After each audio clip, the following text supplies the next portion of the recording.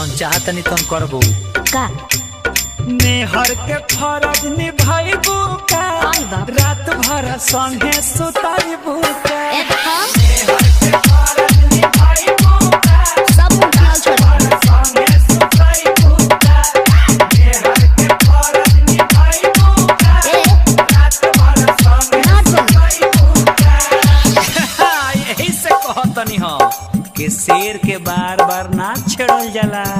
अच्छा